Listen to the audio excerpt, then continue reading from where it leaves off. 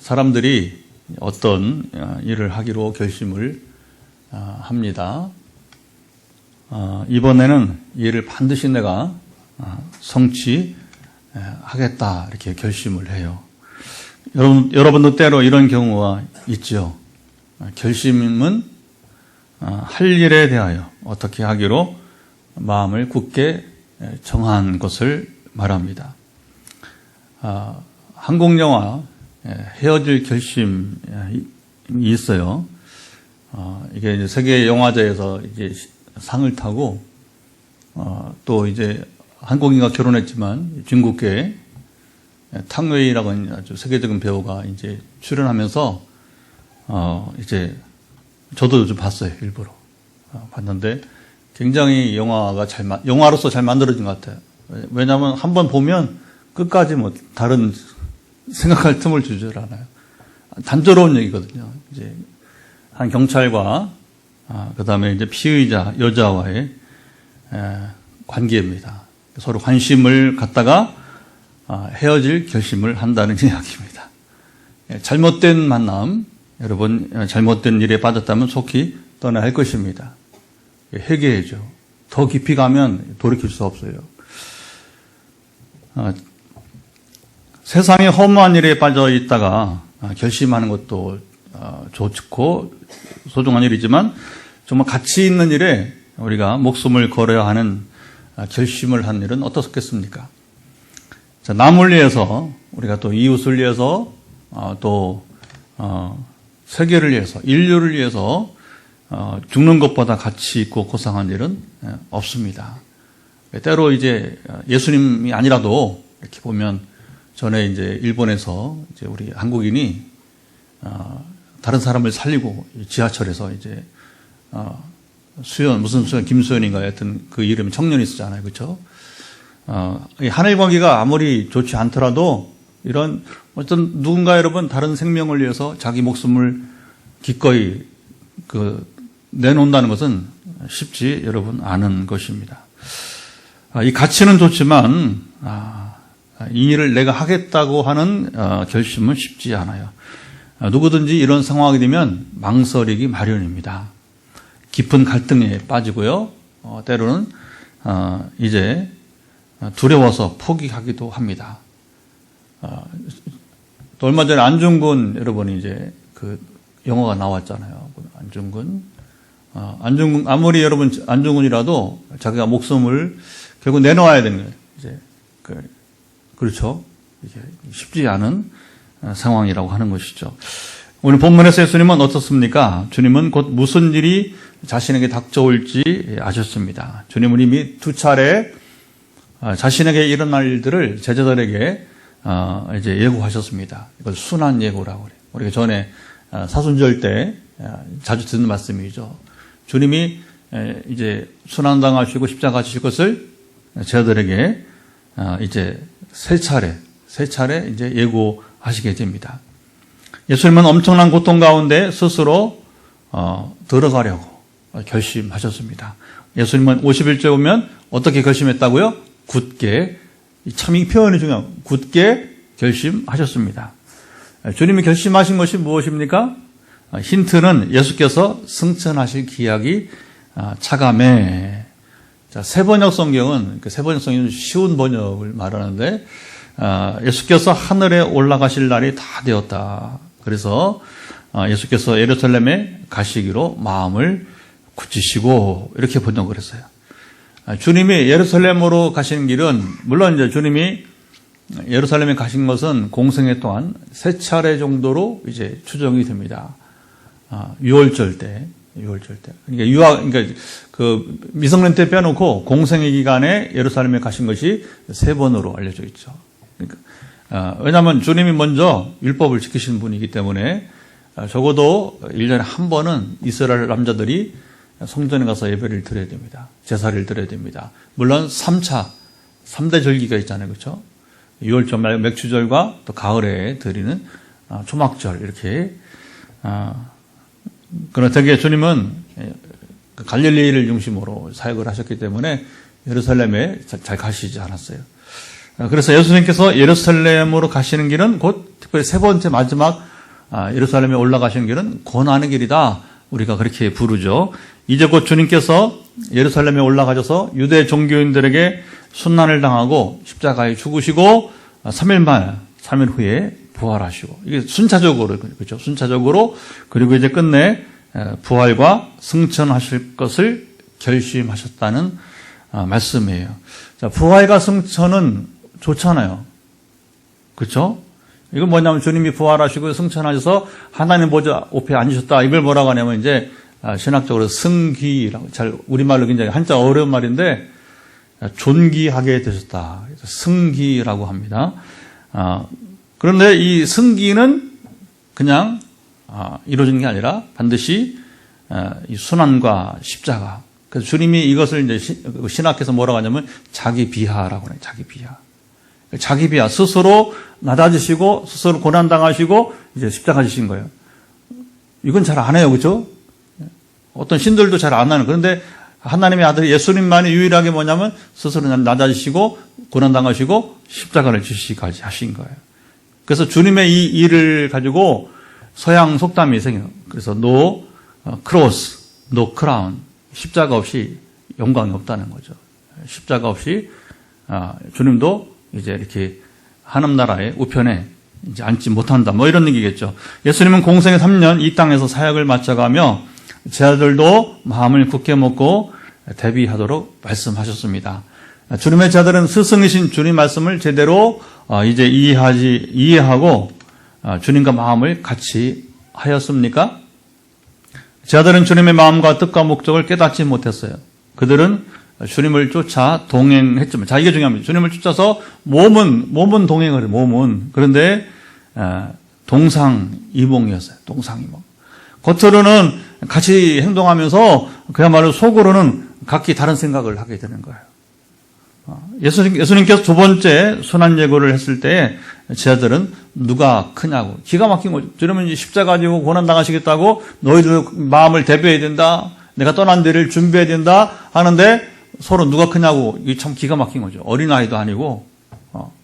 그리고 우리 부모님들은 막 지금 막 여러 가지 우리 때문에 고생하시는데 자녀들이 전혀 눈치를 채지 못하고, 그럼 아직 미성숙한 사람이에요.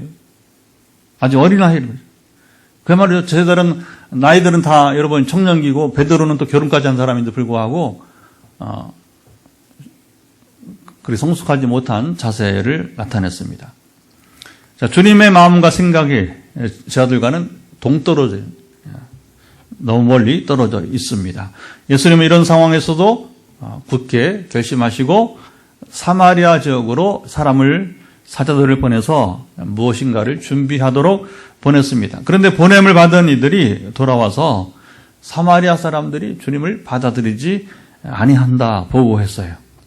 주님은 예루살렘을 향하여 가시는 길에 사마리아에도 이제 복음을 전하고 가르치기 위해서 이제 머무실 그 장소를, 그 숙소를 이렇게 알아보도록 보낸 것입니다. 하지만 사마리아 사람들이 바로 주님을 거부하고 말았습니다. 그들이 거절한 이유는 본문에서 예수께서 예루살렘을 향하여 가시기 때문이다, 그렇게 말하고 있습니다. 그들이 끝내 주님을 받아들이지 않았습니다. 갈릴리에서 예루살렘까지 걸어서 되게 3일 이상 이렇게 걸리게 되었습니다. 뭐 걸음걸이야 뭐 다르잖아요. 산행을 해도 어떤 사람은 후다닥 뛰어가는데 건강한 사람들은 이게 등산인지 뛰는 거지. 요즘은 뭐 그런 스포츠가 또 있어요. 산에서 막 마라톤 같은 거 하고. 전에 이제 등반 같은 거 하면 막 한 무리 젊은이들이 막 그냥 뭐 얼마나 힘을 자랑하면서 저 지리산 같은 데 막 뛰어갑니다. 얼마나 잘 뛰는지 몰라요. 사마리아인들이 주님을 거부하자 야고보와 요한이 이제 흥분했습니다. 자, 54절을 한번 보시면 뭐라고 이제 하는지 볼까요? 이제 여기 그 야고보와 요한 형제가 이렇게 말합니다. 주여, 시작. 주여, 우리가 주를 명하여 하늘로부터 내려 저들을 멸하라 하기를 원하시나이까. 자, 두 형제가 혈기를 드러내는, 얼마나 혈기예요, 그렇죠? 감정을 표출하고 말았어요. 자, 이 일로 두 형제가 이제 예수님께 별명을 하나 받습니다. 보아너게 우레의 아들이라. 이 말 때문에 너 형제들은 우레의 아들이라 이렇게 별명을 얻었습니다. 자, 두 형제가 이렇게 말한 이유는 있습니다. 사마리아는 유대인들이 보기에는 부정한 사람들이 사는 곳이 되고 말았기 때문에 그래요. 자, 아수르 황제가 이제 북이스라엘을 멸망시키고, 그리고 이제, 사람들을 이제 그 아수르로, 북이스라엘에 원래 전쟁 후에 항상 그렇게 말해요. 항상 전쟁 후에, 옛날에는 사람이 재산이에요, 사람이. 그래서 포로로 붙잡아가는데, 말이 포로지 노예로 끌고 가는 거예요. 옛날 우리나라도 보면, 여러분 저 청나라나 보면 이제, 아주 비참한 데 있잖아요. 그렇죠? 그런 막 여성들 막 끌려가고 그래요. 참 전쟁의 비참함인 거죠. 그런데 이제 또 건강한 남자들 노예를 쓰려고 막 붙들어 가는 것입니다. 그리고 이제 이 아수르 황제는 사마리아에 여러 민족이 섞여서 살도록 전략적으로 왜 이런 전략적인 여러분 그 황제가 이제 이 일을 하냐면 이스라엘 민족을 말살하려고 해요. 이스라엘 신앙, 전통, 문화, 송두리째 그냥 혈통까지 다 이제 말살하려고 하는 것입니다. 자, 자연스럽게 사마리아가 혼혈이 되고 신앙은 여호와 하나님에 대한 신앙 간 데 없고 아주 형편없이 돼버렸습니다. 그러면서 이제 예루살렘과 사마리아 사이에 이제 서로 이렇게 적대감을. 그래서 예루살렘의 유대인들은 사마리아인들을 멸시하고, 이렇게. 또 사마리아 사람들도 예루살렘을 이렇게 자기들을 멸시하니까 개처럼 막 여기면서 그러니까 이제 좋은 사이가 되지 못했던 것이죠. 자, 유대인들은 사마리아와 그곳 사는 사람들을 혐오했습니다. 제 아들도 문제는 그들 유대인들이니까 결국 같은 마음이었어요. 자, 이 사건 후 예수님께서는 함께 길을 걷던 여기 보면 세 사람과 다시 대화를 나누었어요. 대화를 보면 주님과 이 제자들과도 역시 몸은 지금 같이 예루살렘에 가고 있지만 12제자만 아니라 이 3명도 결국에는 주님과 거리가 멀었습니다. 어떤 사람이 어디로 가시든지 나는 주님을 따라오겠다고 했습니다. 예수님은 뭐라고 말씀하세요? 여우도 굴이 있고 공중의 새도 집이 있으나 인자는 머리 둘 곳이 없다고 말씀하셨습니다. 자, 이때 주님이 이런 말씀보다는 칭찬을 해줘야 여러분 하지 않았나요? 격려해 주시면서 어려운 길인데 나를 따르겠다고 하니 고맙다. 그렇잖아요. 우리 보통 사람들. 저는 여러분들 얼마나 고마운지 몰라요. 그렇죠. 교회를 세워가는데 정말 개척해 보니까 전에는 그냥 이렇게 사람들이 갈 수도 있고 올 수도 있고 수백 명 모이는 교회니까 10년 가도 별 이렇게 없었어요. 14년을 다님에도 그런데 정말 개척하고 보니까 한 분 한 분 오시고 이렇게 정착하는 것이 얼마나 감사하냐. 할렐루야. 고개 숙여서 감사합니다. 그런데 예수님은 자기를 따라오는데 좀 고맙게 여기잖아요. 자, 두 번째 사람에게는 예수님이 나를 따르라고 말씀하셨어요. 자, 이 말을 들은 사람이 네, 따르겠습니다 하면 좋았겠는데 그렇게 하죠. 뭘 하겠어요? 나로 먼저 가서 내 아버지를 장사하게 허락해 달라고 했어요. 아버지가 이미 또 죽은 것인지 아니면 아버지가 지금 이제 연세가 많아서 아니면 중병에 들어서 죽게 되었는지 그래서 그런 상황이 이제 지나면 장례를 치르고 오겠다는 것인지는 그 선택 상황이 있겠죠. 자, 이 사람의 요청에 주님은 아주 놀라운 얘기라 죽은 자들로 죽은 자들을 장사하게 하고 너는 하나님의 나라를 전파하라 하셨습니다. 자, 여기 세 사람과의 대화를 보면 예수님이 좀 이해하기 어려운 말씀을 하셨습니다. 주님을 따라 복음을 전파하기 위해서는 중요한 가족 관계도 우리가 여러분 무시해야 한다는 말씀일까요? 자, 세 번째 사람이 예수님께 말했습니다. 주님, 내가 주를 따르겠으나 이번 나로 먼저 내 가족을 작별하게 허락해 달라고 했어요. 자, 허락을 구하는 그에게 예수님은 또 뭐라고 하십니까? 특이한 말을 비운데 손에 쟁기를 들고 잡고 뒤를 돌아보는 자는 하나님 나라에 합당하지 아니하느니라 말씀하셨어요. 자, 주님은 여기 농사를 전기 알죠? 전기질환. 농사를 비유로 말하면서 이 또한 허락하지 않으셨습니다. 가족들과 여러분 작별을 좀 고하고 주님을 따르면 안 되었을까요?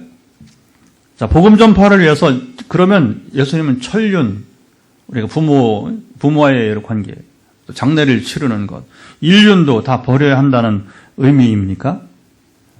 자, 12절도 주님을 따르고 또 이제 공생의 말기에 인기가 얼마나, 주님이 막 인기가 팍 솟으니까, 수많은 사람들이 여러분, 주님과 동행을 하였지만, 이게 중요합니다. 예수님은 사실 홀로 예루살렘을 향해서 가고 있었습니다. 여러분, 그런 겁니다. 우리가 함께 있다고 하나가 아니잖아요. 그렇죠? 같은 우리가 마음, 같은 생각이 있어야 우리가 여러분이 이제 같이 가는 거 아니었겠습니까? 주님은 지금 사실은 굉장히 외로운 길을 가고 있었다고는 사람들이 많다고 아닙니다. 예수님이 예루살렘을 향하여 가고 계신 목적이 무엇이었나요? 십자가에 죽으러 가셨습니다. 인류 역사를 바꾸려는 하나님께서 계획하신 그 길을 지금 향하여 가고 계십니다. 그러나 이 엄청난 일을 행하기에 주님이 가시는데 가장 가까이 있었던 3년 동안이나 동행했던 제자들은 그들마저도 동상이몽 가운데 동행하고 여러분 있었습니다. 자, 오늘 본문을 통해서 하나님은 우리에게 무슨 말씀을 이제 전해 주시려는 것일까요? 예수님의 말씀과 행동에 주목하면 이해할 수 있습니다. 자, 사마리아인들이 주님을 받아들이지 않자 불로 심판하자는 여기 두 형제, 두 제자들을 이제 예수님이 꾸짖으셨어요. 예수님이 사마리아 지역에 들어가려고 하신 의도를 제자들이 깨닫지 못하고 말았어요. 사마리아인들과 유대인들은 어떤 관계인지 예수님이 여러분 너무나 잘 아셨습니다. 그러나 주님은 그들도 사마리아 사람들도 동일하게 구원하기를 여러분 원하셨습니다. 한때는 그래서 주님이 여기 가서 수가성 여인, 그렇죠? 정말 이제 누구도 관심을 갖지 않는 버림받은 한 여인을 일부러 찾아가서, 사실 주님이 그 시간대에 찾아가서 여러분 이 사마리아 수가성 여인을 만나 주신 거 아니겠어요? 근데 다시 마지막 예루살렘 올라가시면서도 사마리아 지역을 외면하지 않으시고 끝까지 주님이 품고자 하셨던 것입니다. 주님에게는 바로 사마리아인들도 불쌍히 여기고 바로 잃어버린 자. 사실 하나님께는 여러분 세계 누구든지 여러분 이제 잃어버린 자가 아니에요. 불쌍히 여기는 자가 아니겠어요, 그렇죠? 이번에 이제 그 귀국길에 로마에서 인천공항 오려고 비행기를 타려고 하는데 이렇게 수속을 하잖아요. 이렇게. 그런데 중간에 이렇게 웬 남자 둘이서 뽀뽀를 하고 있는 거예요. 처음 봤어요. 이게 동성애 게이들은 알지만, 야, 그 부끄러움을 모르고서 얼마나 이별이 세상에나 그런 이별하는 걸 처음 봤네. 로마에서. 근데 백인 같기도 하고, 조금 아랍 사람 같기도 하고, 혼혈인지, 그냥 보려고 본 게 아니라, 막 이제 짐을 이제 알잖아요. 그렇죠? 검색을 하고 하는 그 구간인데, 어떻게 그러면 그 한 사람, 원래 그 비행 티켓이 없으면 못 들어오는데, 거기서 작별을 하는지, 근데 남녀 간에 하는 키스와 같이 하는 거예요. 야, 이거, 참 답답한 모습입니다. 그러나 그들도 결국 하나님께서는 여러분 불쌍히 여기지 않겠습니까? 참 불쌍해. 보면. 야, 하나님 만드신 피조물인데 왜 저렇게 되었을까? 그런 거예요. 다 멸시하고 다 여러분 이제 무시하지만 주님은 끝까지 그들도 회개하고 이제 주께 돌아오기를 원하십니다. 제자들은 그들이 가지고 있었던 편견에 갇혀 있었습니다. 사마리아인들을 무시했고 멸시했어요. 예수님은 제자들을 꾸짖기만 하시고서 다른 마을로 제자들을 데리고 가셨습니다. 주님은 사람들이 서로 적대적인 관계를 맺고 있는 것과는 무관하게 행동하죠. 그러니까 여기 보면 제자들 유대인들과 사마리아인은 서로 적대 관계. 그러나 예수님은 상관없이 사마리아 사람들을 향해서도 긍휼을 베푸셨다 하는 것입니다.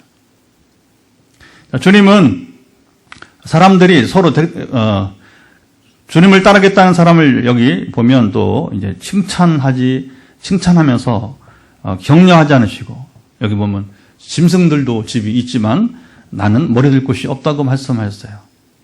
자, 이 말씀하신 것은 어떤 의미일까요? 그것은 나의 삶이 이렇다는 거예요. 주님은 정말 여러분 공생애 동안에 집 없이 살았어요. 그리고 제자들에게도 그렇게 또 말했어요. 집을 갖지 마라. 그냥 전도하러 다니라. 그리고 먹여주면 먹고 없으면 또 굶고.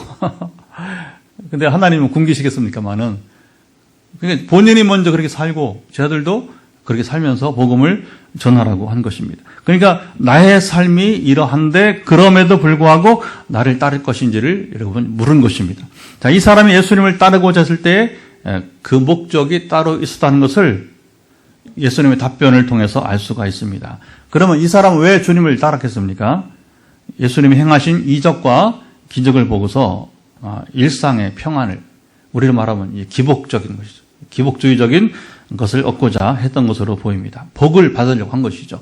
자, 부친의 장례를 먼저 치르게 해달라는 것은 당시 유대인들의 관습상 당연한, 우리도 마찬가지죠. 그렇죠? 자녀의 가장 중요한 의무죠. 예수님은 죽은 자가 죽은 자를 장사하게 하고, 이게 무슨 말이에요? 앞에 죽은 자 누구예요?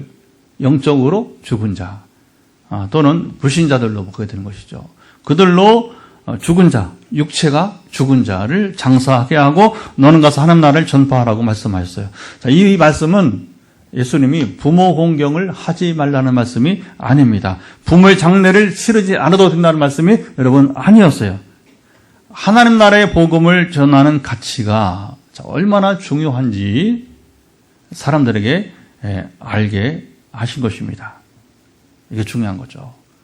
이것을 가로막을 세상의 가치는 없다고 강조하셨습니다. 선교사님들이 제일 견디기 힘들어할 때가 바로 뭐냐면 그럴 때예요. 진짜 장례가 난 거예요. 그런데 이게 일정이 이제 선교적 상황이나 아니면 거리가 너무 멀어서, 이번에 제가 아프리카 가잖아요. 가는데 이틀, 오는데 이틀이에요. 근데 저는 이제 그걸 즐기죠. 안 그러면 순종 못 하니까. 작년에 우리 아들이 예찬이가 탄자니아 갔다가 아예 그냥 질려버렸어요. 다시는 안 간다. 아직 어리니까, 청년이니까. 우리는 이제 사명이에요, 사명. 저는 뭐 안 힘듭니까? 제가 독일에 가니까 이제 갔다가 독일에 가서 또 부흥회 한다고 갔더니, 자는데 막 다리가 막 이렇게 막 쥐가 나는 거예요. 왜? 비행기를 그렇게 오래 타고 가니까, 실제로 여러분 갔다 온 게 지금 한 바퀴 돌고 온 거예요, 지금. 그러니까 아프리카도 가고 유럽도 가다 보니까 지구 한 바퀴 돌고 온 건데, 그러니까 뭐 잠을 뭐 이렇게 자잖아요. 그 비행기 알잖아요. 좁잖아요. 그렇죠? 그러니까 또 이 다리가 수평을 이루거나 이렇게 좀 이렇게 심장보다 위로 올라가야 혈관이 이렇게 되는데 계속 이게 다리가 아래로 있고, 저는 아침 9시부터 오후 5시까지 강의. 저녁 먹고 7시부터 밤 11시까지 부흥회. 처음 봤대. 세상 이렇게 힘들지 않아요. 그래. 선교사님도 나는 못합니다.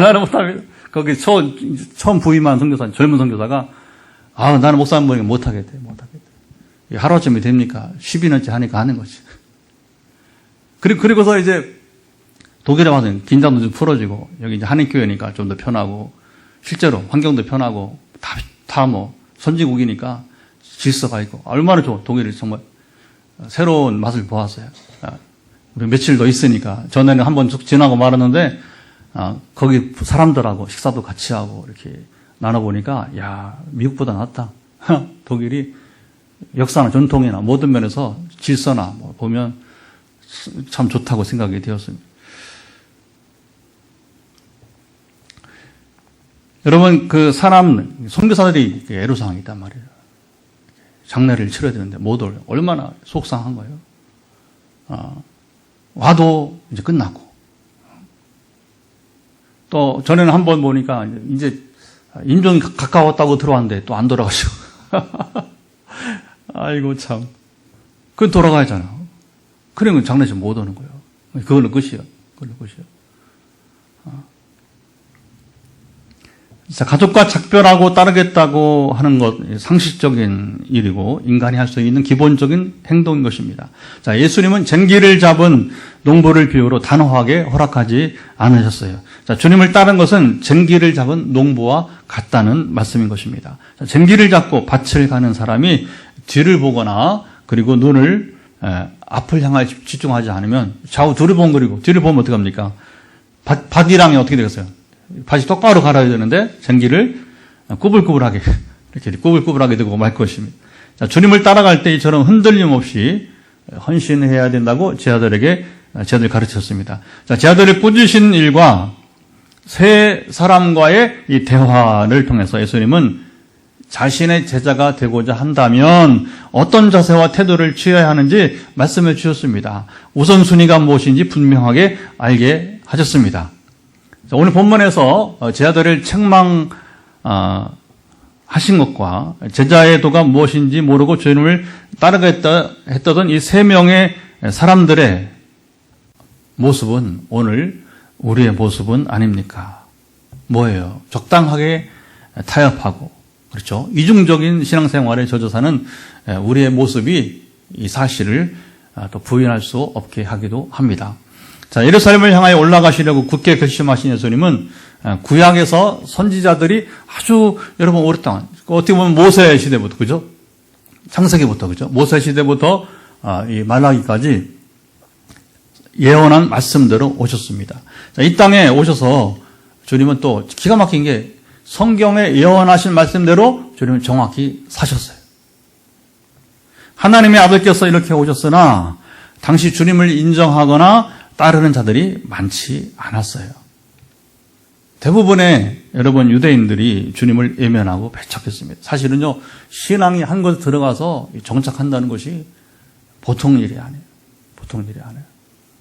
이번 로마 가서 보니까 거기가 이제 옛날에 이제 그 로마 시대 300년 예수님 떠나시고 300년 만에, 이거 굉장한 거, 300년 만에 복음을 이제, 그것도 황제의 힘으로, 콘스탄틴 황제의 힘으로 국교로 삼았어요. 그것도 가보니까 뭐 이제 콘스탄틴 황제가 세례받은 터라고 있는데 중요한 건 뭐냐, 가보니까 기록이 없어요. 문자가. 진짜 콘스탄틴이 세례받았다면 여러분 그 중요한 일이 왜 아무 말도 없어? 그러면 몇 년도에, 그렇죠? 주 몇 년도에 황제께서 세례를 받았다. 아무 문자가 없어요. 저는 가기 전부터 알았어요. 책으로는. 제가 배운 대로. 왜냐하면 기록이 없다는 거예요.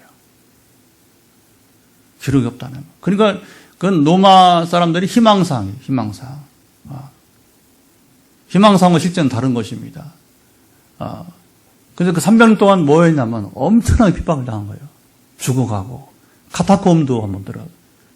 거기 목사님 한 분이 안내를 잘 해줘서 자동차로 1대1로 저를 안내를 이틀간 해주셨는데 아주 뭐 여행으로 가면 볼 수 없는 곳들을 중심으로. 저는 뭐 순례를 간 거지 여행을 간 게 아니니까. 로마 가서 뭐 제가 뭐 젊어서 뭐 유흥하러 갔습니까? 그러니까 거기에 정말 필요한 곳을 이렇게 짧은 시간 안에, 그때 목사님이 이 목사님 그 말이 뭐 이틀이지 뭐 하루 반도 안 되는 시간인데 많은 곳을 돌아보게 되었어요.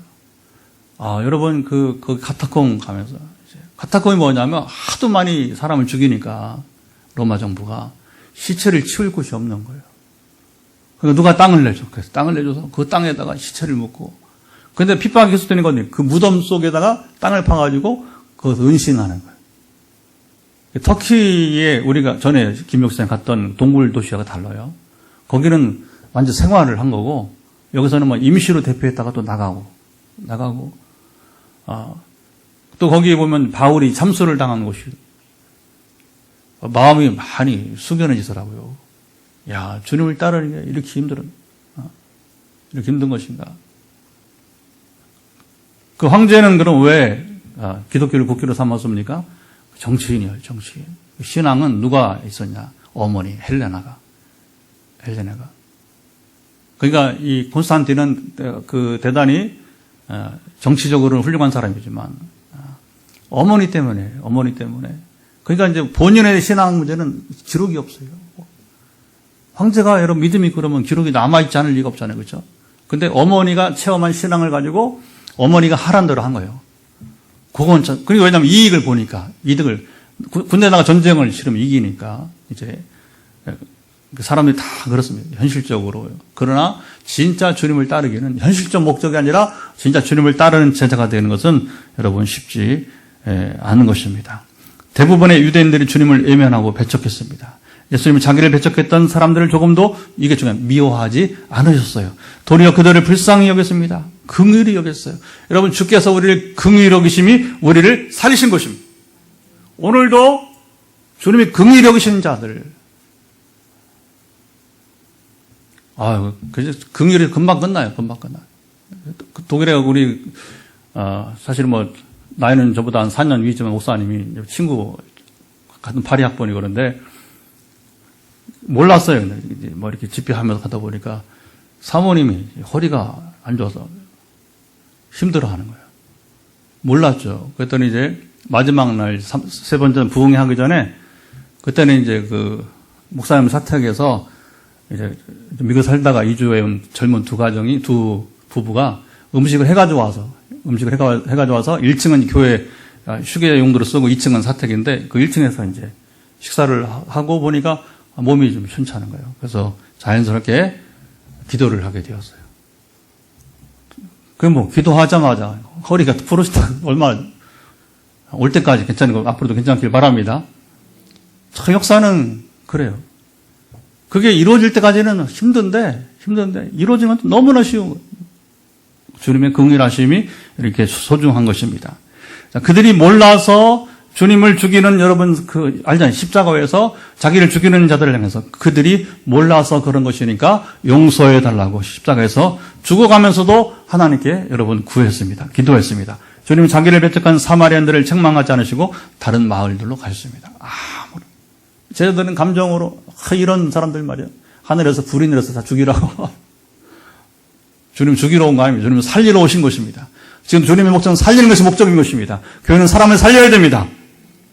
예수님은 자신이 고난당하실 것을 예고하셨을 때에 누가 크냐고 크냐고 문제로 서로 다투는 제자들에게 누구든지 내 이름으로 이런 어린아이를 영접하면 곧 나를 영접하며 또 누구든지 나를 영접하면 곧 나를 보내신 이를 영접함이라. 너희 모든 사람 중에 가장 작은 그가 큰 자니라 가르쳤습니다.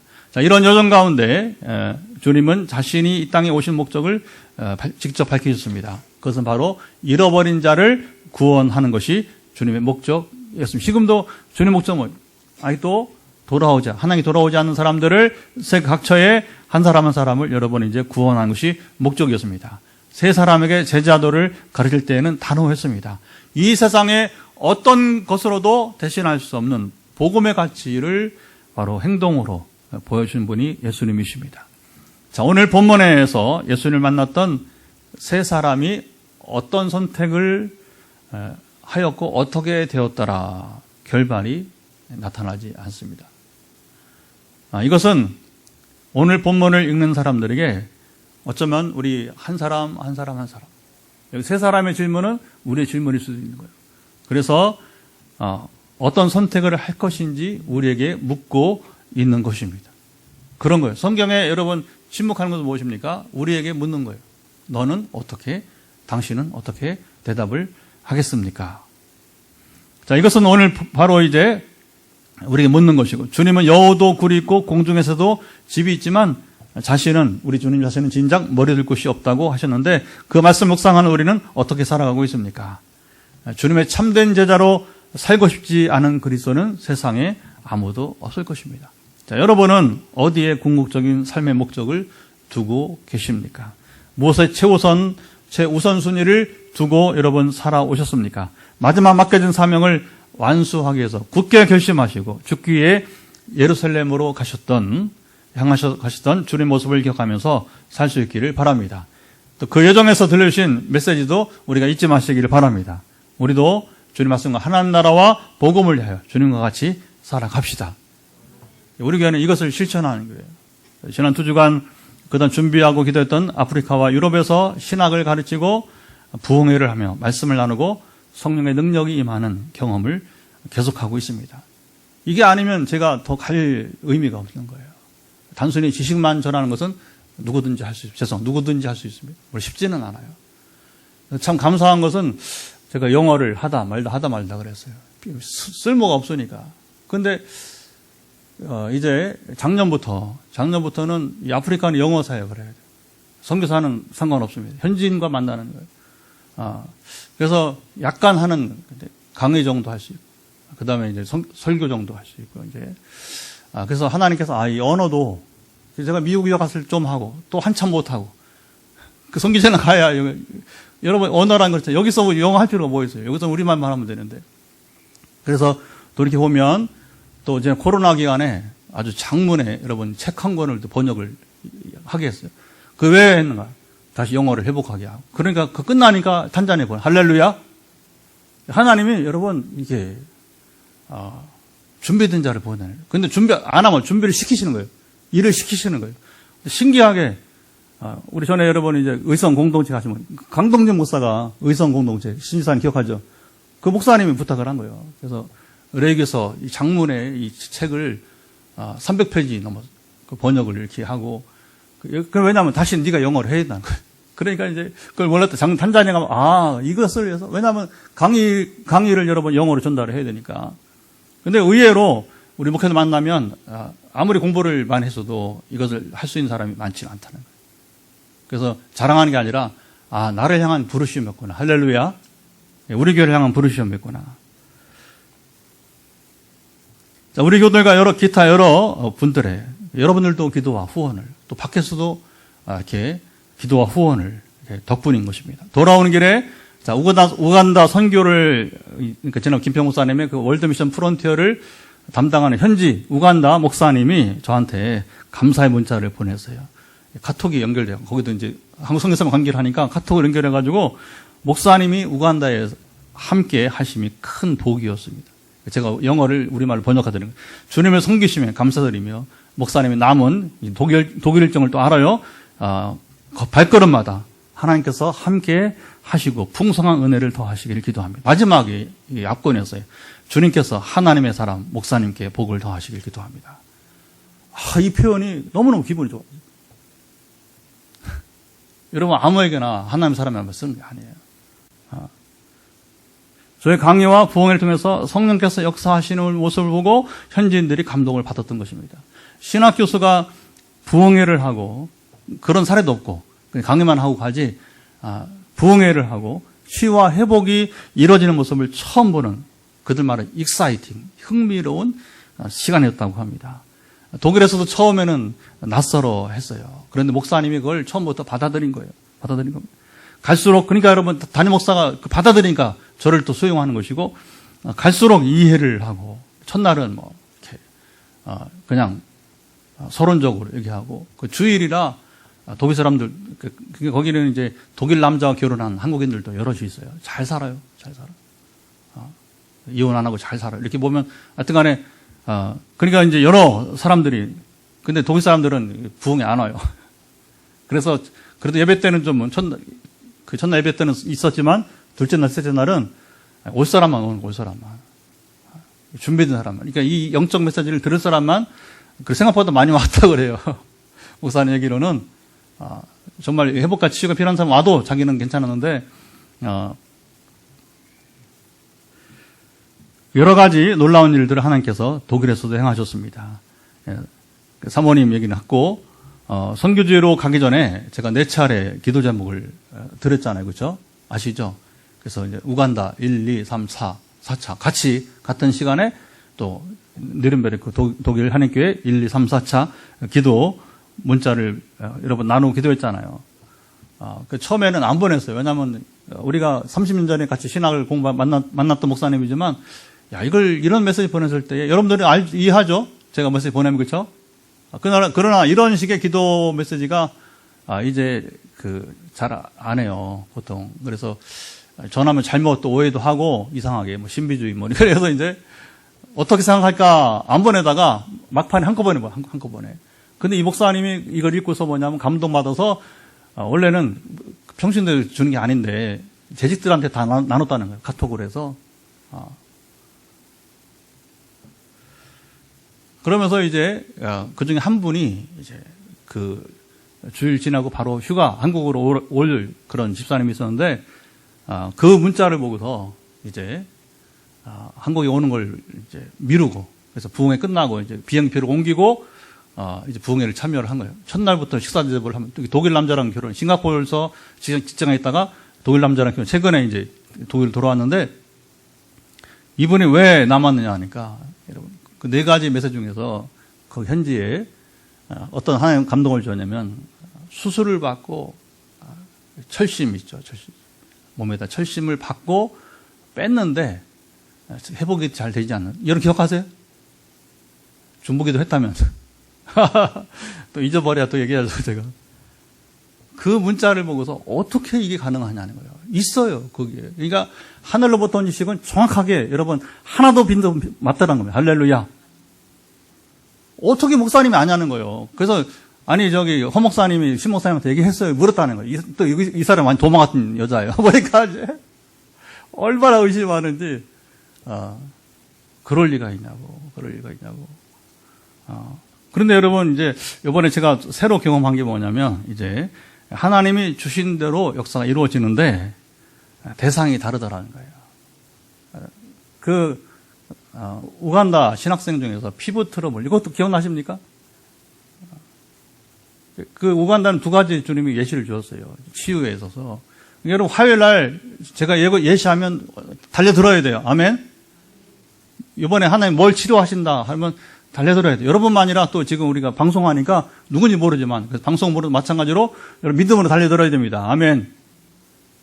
그래서 거기도 첫날 얘기 안 해요. 그래도 둘째 날쯤 이렇게 이제 신학 부흥회 하면서 이번 하나님께서 귀에 달팽이관에 문제가 있는 사람 그리고 이제 피부 트러블 사람 고칠 것입니다. 도전하세요 하면서 이제 설교하면서 이제 치유 사례를 막 얘기하잖아요. 이제 이렇게 보면은.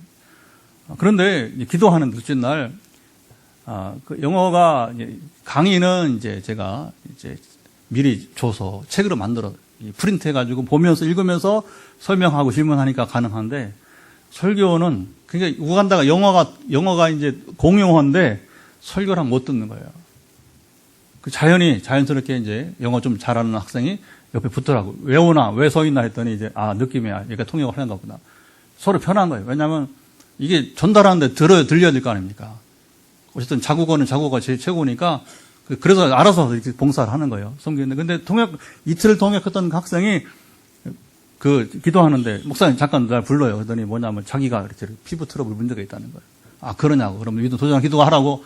그래서 이제 기도 줬는데 재미있는 건 뭐냐면 다음 날 이 신학생이 다른 데 사역이 있어서 내일 밤에 못 옵니다. 다른 학생이 통역을 할 겁니다. 이렇게 해서 이제 잘 다녀오라고 했어요. 셋째 날 마지막 집회를 하고 간증이 막 나오는데 피부 트러블은 그 통역한 학생이 아니라 다른 여학생이 오늘 제가 피부 트러블 그러니까 가려움증과 여러 가지 피부 문제가 해결되었습니다. 할렐루야.